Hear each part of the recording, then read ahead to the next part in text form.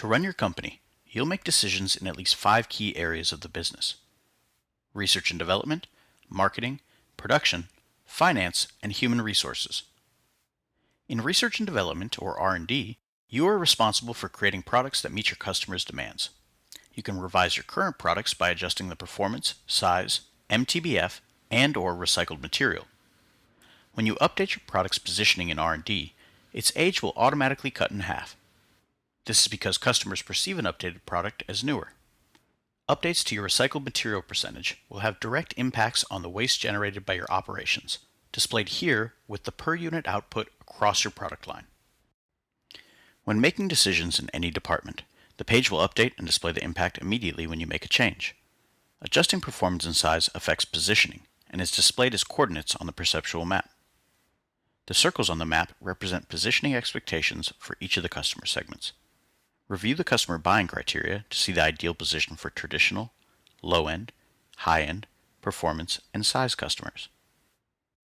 At the beginning of the simulation, all companies start with one product positioned in each segment.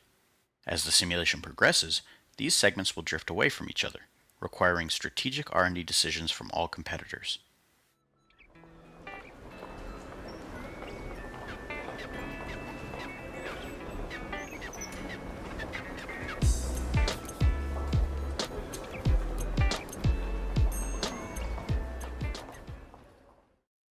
In marketing, you are responsible for selling your products to the market. You can set the price, promotion budget, and sales forecast for each product. Just like in R&D, you'll need to pay attention to the customer buying criteria to set a price that meets the expectations of your target customer segment. Your promotion budget will determine customer awareness, and your sales budget will determine accessibility. Awareness and accessibility are additional factors that will influence a customer's decision to buy your product versus a competitor's. Your sales forecast is a projection you must make that estimates how many units you expect your product to sell. This projection should be based on your product strategy and analysis of the market and your competitors. Developing an accurate forecast is important because your decisions in production and finance rely on this number.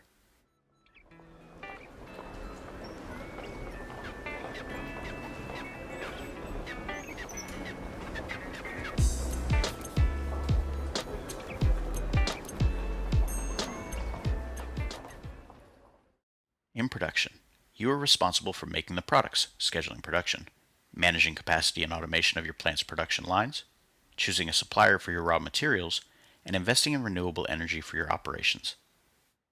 When scheduling production, select the product and decide how many units to make. This decision should be based on the forecast you created in marketing. The capacity of each production line is the number of units it can produce running full-time for a year. Each production line can produce up to twice the capacity by scheduling a second shift, which yields additional labor costs. You can make investments in both extra capacity and your plant's automation. Labor costs will go down when you invest in automation. Both capacity and automation investments require a full year to take effect. Increase it this year, use it next year.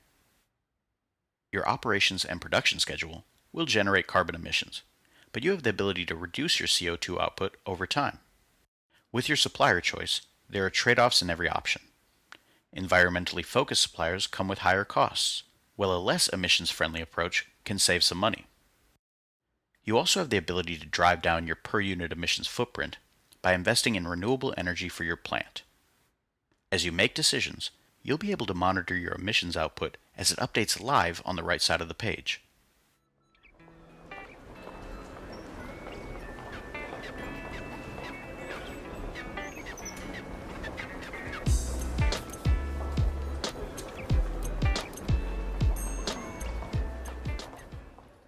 In finance, it's your responsibility to ensure that the company has enough cash to run the business throughout the year.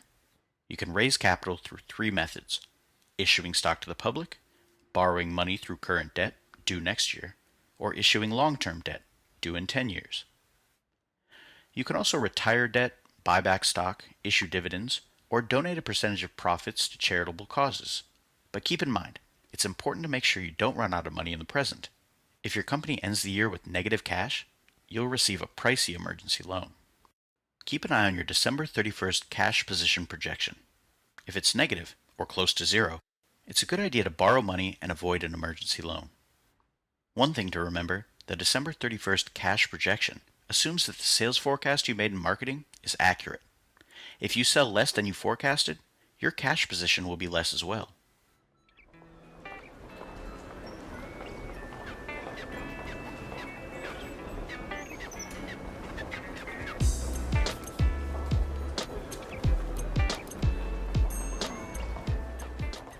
Finally, in human resources, you are responsible for managing your people-driven initiatives. The HR department determines the employee training budget, sets the compensation and benefits policy, invests in recruitment and retention efforts, and schedules community program initiatives. The impacts of HR's efforts are updated and displayed directly on the page. You can also monitor the employee score and community score, both of which evaluate how the company is perceived.